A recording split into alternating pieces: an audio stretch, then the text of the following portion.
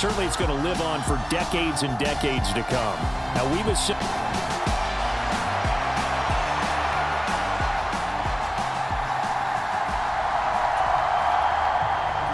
one time for old times. What do you say we play some football as we are underway from Oakland in the John Madden Legacy game? Here comes Devin Hester bringing it out. And he'll be brought down shy of the 20, so the decision to bring it out of the end zone, not a good one. So it's the NFC stars who will get the ball first. And, Charles, as we alluded to, we've got a different era of coach on each sideline. So the man coaching this NFC squad, we'll call him Young John Madden, this is a coach who was trying to establish a foothold in the NFL and on the cusp of doing it very successfully. Yeah, you think back to that period, those early days as the coach of the Raiders, the late 60s in the AFL and then in the NFL in the early 70s.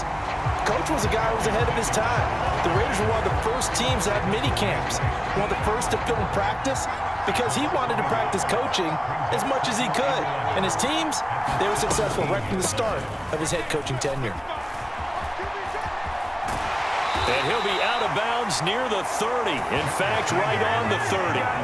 So as we mentioned at the top, let's take you through the life of John Madden. And, you know, it's very fitting that we're here back in the Bay Area, not just because John's so associated with Raider football, but also because this was where he spent his formative years.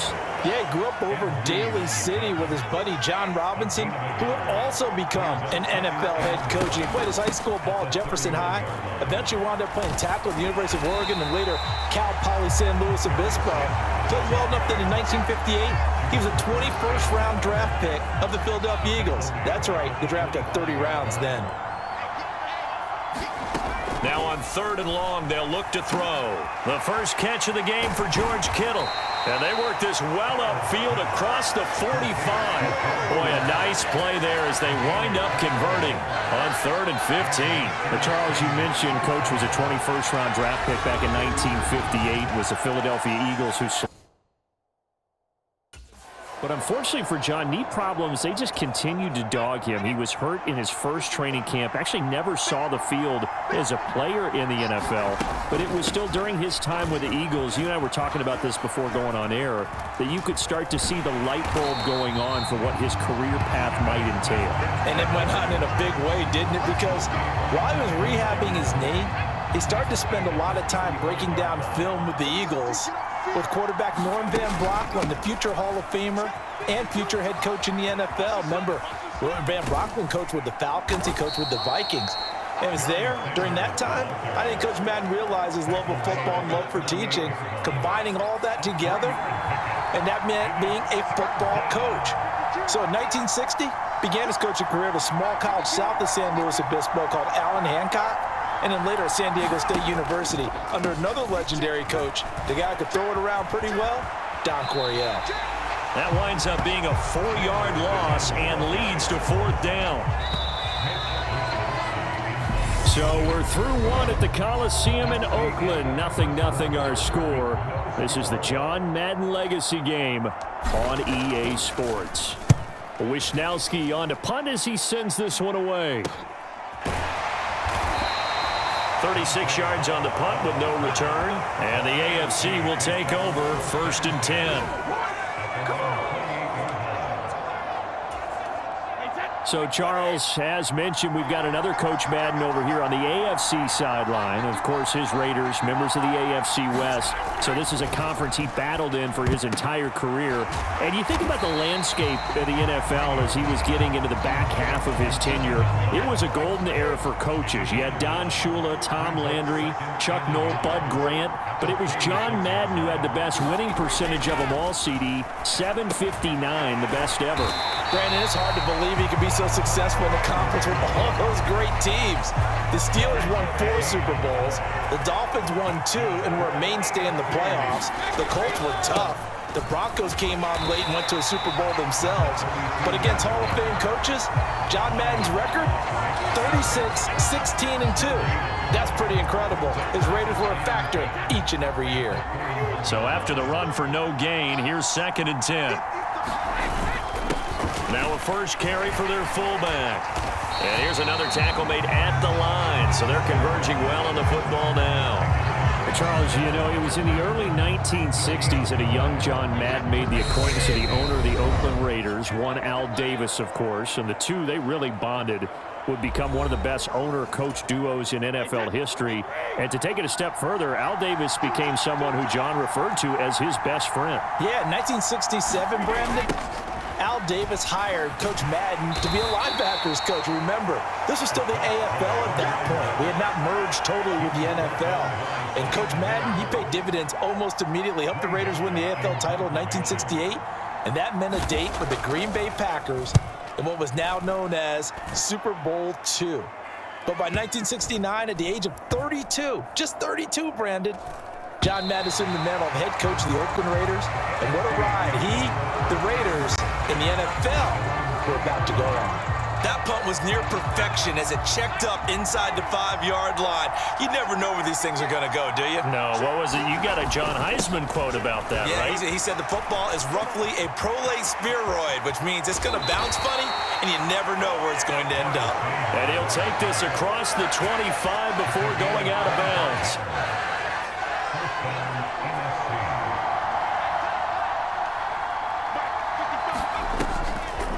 Right back to Sanders on first down.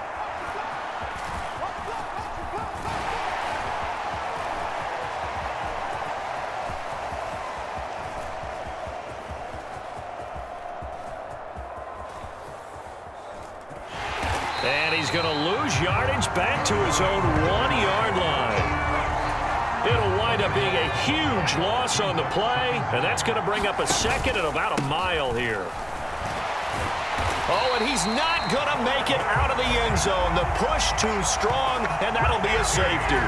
Normally, when we think about big swings and scores before a half, we think offense, but this time, their defense made the play. Instant pressure off the snap, and they weren't going to let him find a way to escape. This is fielded at the 27.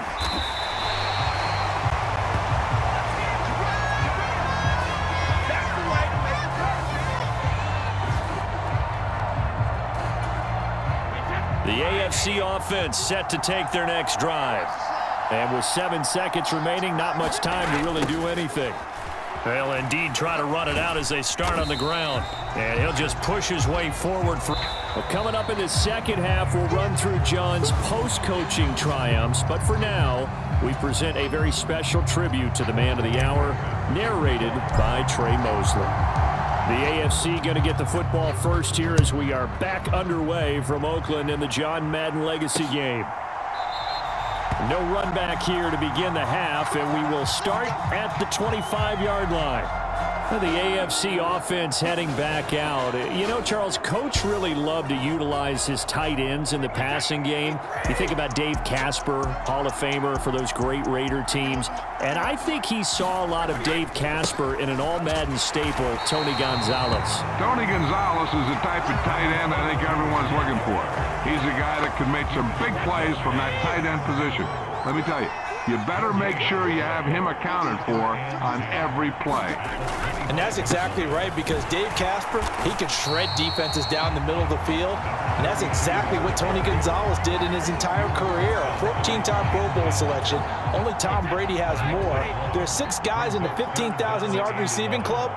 He's the only tight end in there. Tony Gonzalez, every snap he had to know where he was because he could make plays short, medium, and long, and often put the ball in the end zone. And he will be very close to a first down, but I see the closed fist of the referee, and that means 4th down. Here's Ray Guy now as he'll kick it away for the second time.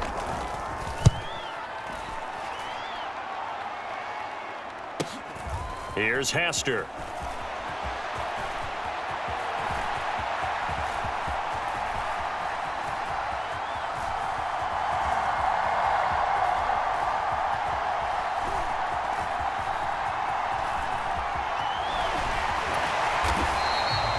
We'll call that a 43-yard punt, 2 on the return. And the NFC will take over 1st and 10. The NFC heading back out. Hall of Famer Randy Moss a part of this offense. And Coach Madden, boy, he always appreciated the ferociousness with which number 84 attacked the football in the air. As Randy Moss says, just chunk it up there, dog, and I'll go get it. And, Coach, boy, did he ever go get it. Over 15,000 receiving yards, 156 touchdowns. And how about this? From his rookie year of 1998 until 2009, those were his prime seasons, right? He led the league in touchdowns 5 times, but even more so, he showed us all how to go up and get it. Great body control. No one's ever done it better playing the ball in the air. Good yardage as he rumbles for 24 and a first. So now, Charles, to pick up the story we've been telling, John Madden at 42, he just completed a 10-year stint as the coach of the Raiders. He wants to step away a bit from the grind of coaching, but he doesn't want to step away from the game of football. So he ends up signing on with CBS in 1979 to try his hand at broadcasting. And much like his coaching career, he was pretty much an instant success. Partner, he really connected with the people right from the start, and people may not remember, he wasn't even on the #1 team in the beginning. He worked his way up. But the same things that made him a great coach made him a great broadcaster. The ability to show the big picture, yet break it down into the details. That's what he did with his teams. That's what he did with the people. That way, he was simple to understand, yet insightful for viewers. And he did with that big personality that he had, one that connected with everyone. 3 quarters complete now in the John Madden legacy game from Oakland. It's the AFC on top, and we're back to the Coliseum after this. Meanwhile, on 3rd down, they take a shot at the end zone, but it's incomplete. It's been this way most of the afternoon, hasn't it? This secondary, it really put this receiving core on lockdown. Listen, they've worked together like a basketball team is playing excellent defense. Great communication, doesn't matter whether it's man or zone. And especially against deep balls, as we saw there, they're not giving up anything to them. Good starting field position for them here as they come up 1st and 10 at the 41-yard line. They begin the drive on the ground with Allen. And they're going to stop him right at the line of scrimmage. Just no cutback lane to be found whatsoever. 2nd and 10. Clock continuing to run. They'll probably wind this all the way before snapping it on 2nd down. Throwing now is Brady. Caught on the right side, Reed. And he'll be taken down, but not before they work this to the 45.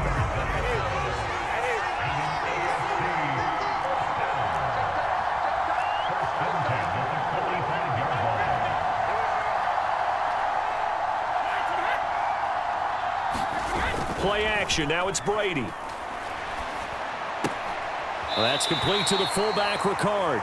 The completion, but they go in the wrong direction. A loss of yards, and now they're dealing with a 2nd and long. So for Coach Madden, Charles, by 1981, his broadcasting career is really taking off. He's elevated to the network's #1 booth that calls all the big matchups. And he gets the plum assignment of calling Super Bowl 16, 49ers and Bengals, and he's teamed up with Pat Summerall. And that pairing ultimately would go on to be one of the most influential in sports broadcasting history. Influential not just in us listening to them. Remember, they went on and called 8 Super Bowls together. But how they put together kind of the template that all of us broadcasters follow now. Sitting down with the head coaches and the quarterbacks and the stars of each team before a ball game to get extra information. And the way that those two paired together, Pat Summerall, short, concise, to the point, and turned it over to Coach Madden to fill in all the big details. Now, that was just absolute perfect man coverage. Nowhere for them to go with the football. It led to a sack. And that's really difficult to do in today's NFL with all these gazelles running around that you're trying to cover in the secondary. On 4th down, the punt team is on as this is sent away.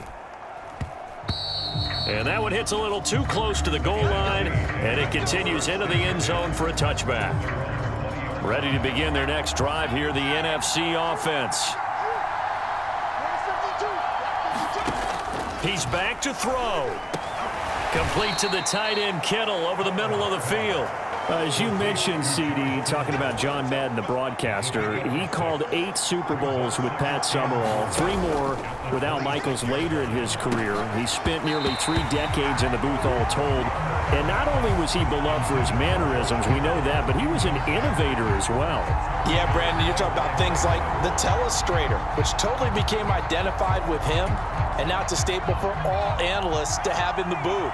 And then you think about things like turducken on Thanksgiving, when he used words like boom and pow. He helped create the old Madden team. He was a very popular commercial pitch man. And even the Madden Cruiser was unique, and you had to be someone to get a ride on it, too. With that incompletion, reality is staring them right in the face. This entire game is down to the next snap.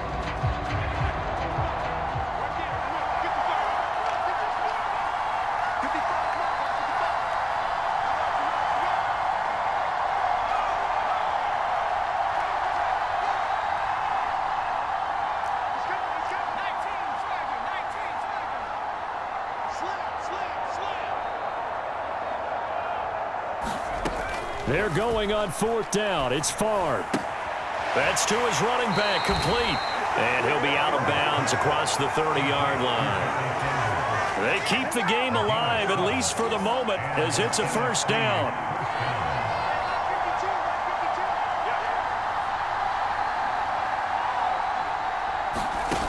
Back to throw. And he will find his man, Samuel. And they'll get this well past midfield before being stopped just before the 35.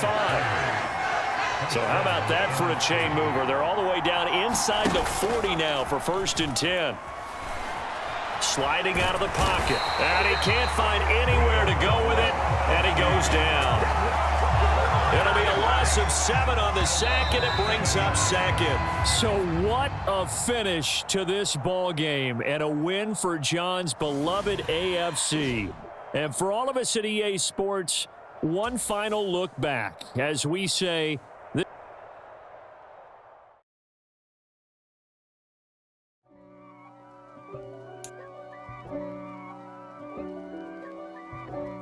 time to decide how you're going to become coach. Head back to the brightest light.